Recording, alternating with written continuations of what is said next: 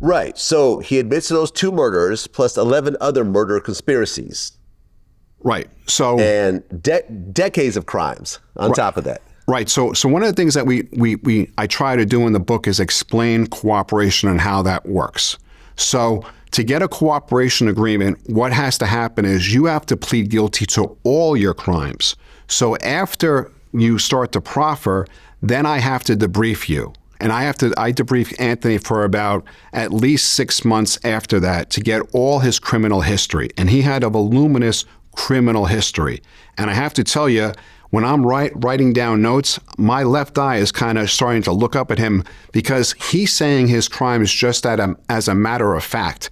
He's eating his sandwich for lunch and he's talking about murders, home invasions, all this horrendous stuff he has done. And trust me, I'm not condoning any of the violent acts that he's done, but he's saying it just like it's nothing. So when you get his criminal history, then as you just mentioned, he has to plead guilty. He pled guilty in June of 2000, and he ends up pleading guilty to 2 murders, 11 murder conspiracies, and every other crime you can think of.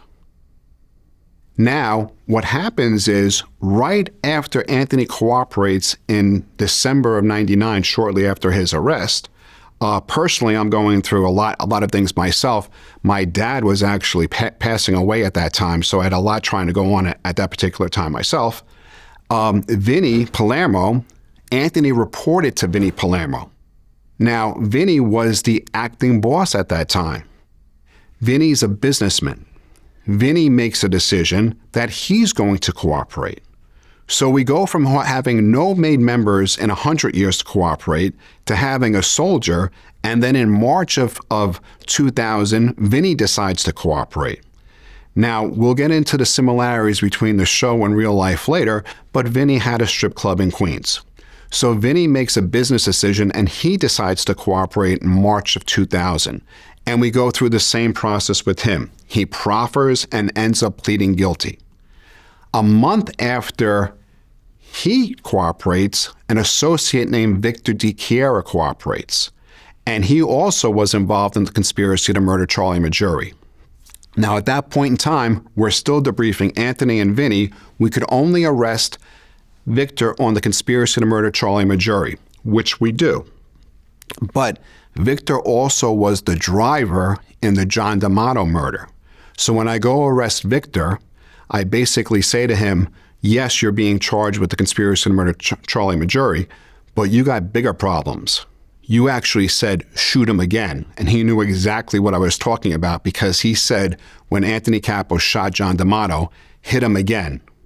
So he knew what I was saying. So by the time we got back to 26 Federal Plaza, he cooperated. So now we have 3 people cooperating, plus Ralph. So same process with him, proffer, cooperation agreement, plea.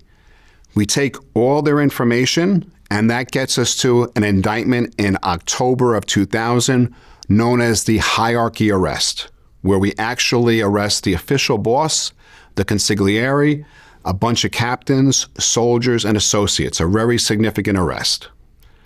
John Riggi is in jail at the time, but he's the official boss of the DeCavalcanti family.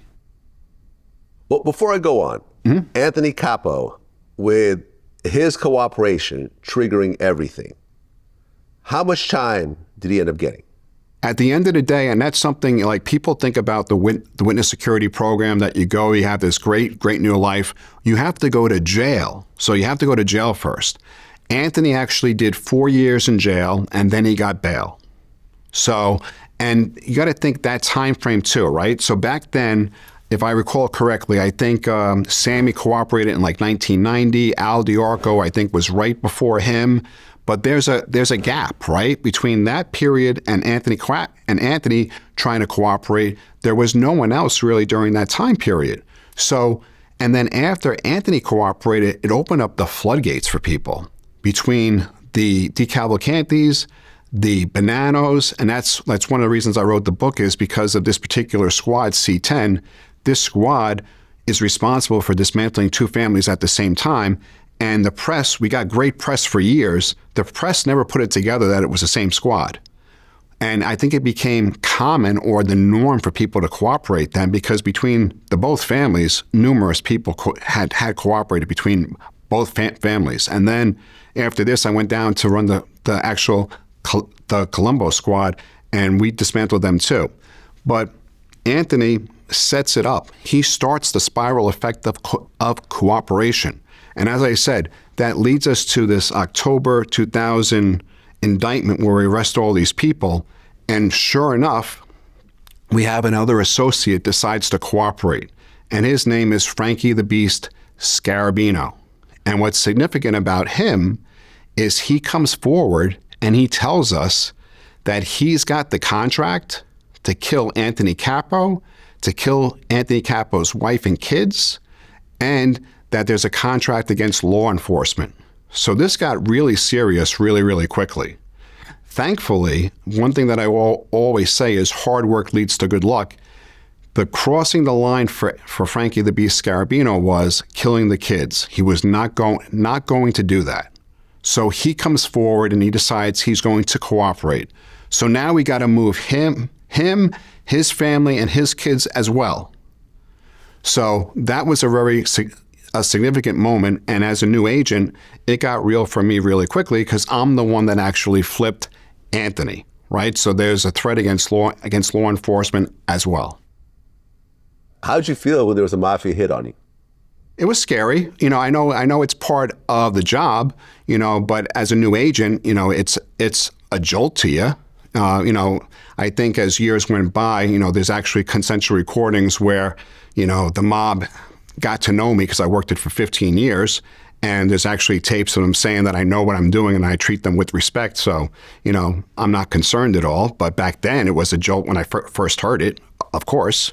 But thankfully we were able to convince Frank to cooperate. He came forward and told us about the hit. And, as I said, hard work leads to good luck. Okay, so Anthony Capo, he took the stand? Anthony Capo became a professional witness. Anthony Capo testified 7 times. And that doesn't even 7 times. 7 times. That doesn't even include the times that he was prepped for trial where people decided at the last moment to plead guilty. So he testified 7 times for me. And then if we keep going, what happens after Frank Scarabino decides to cooperate, that leads to more indictments. Anthony Rotundo's a captain. He decides to cooperate. And then we also have a guy, Tommy DeTore. Now, remember I mentioned that second act of Joseph Canigliaro, the guy that was in the wheelchair, got killed? Well, Tommy DeTore was initially arrested in December of 1999. So Tommy DeTore is seeing all these people cooperate. He's out on bail, and he's seeing that the train is about to leave the train station, and he decides to cooperate. Now, he's out on bail, so we come up with this plan that why don't we try to get him to get everybody that's involved in the murder of Joseph Canigliaro, because he was involved in that murder, together and talk about the murder. So we put a recording device on him, and the Bureau gets probably one of the best consensual recordings ever, where we get all these guys together and they talk about the murder of Joseph Canigliaro and their role. The shooter in that murder is a guy named Marty Lewis. Marty Lewis is on tape saying that I shot Joseph Canigliaro in the car. I shot him 6 times. Joseph Canigliaro had his car wired so that he could drive it, even though he was in a wheelchair. Marty Lewis gets out of the car. Joseph Canigliaro drives away, gets to the stop sign, puts his left signal on, and drives himself to the hospital. This is all on tape. Priceless. Now, Joseph Brightson is part of the murder too, and Joseph Brightson was a mountain of a man. Joseph Brightson is part of the murder too. Before Joseph Canigliaro drives himself to the hospital, he stops at Joseph Brightson's house. Joseph Brightson, as I said, is part of the murder. So can you imagine Joseph Brightson basically looking down his second floor window and Joseph Canigliaro pulling up, who has been shot, beeping his horn for Joseph Brightson to get in the car? So Joseph Brightson has to get in the car with Joseph Canigliaro shot. They drive him to the hospital. He later dies at the hospital. Joseph Brightson, unfortunately, calls his cousin, who's an NYPD detective. The detective comes to the hospital and cleans out the car, the case shells out of the car, and this is all on tape. So then, based upon this recording, what do? We have another indictment, and we arrest them all. And then the next indictment is we arrest Fritzi Giovanelli from the Genovese family for the leak.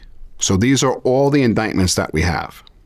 And then in total, I think we have 7 people that cooperated during this 2-year time period.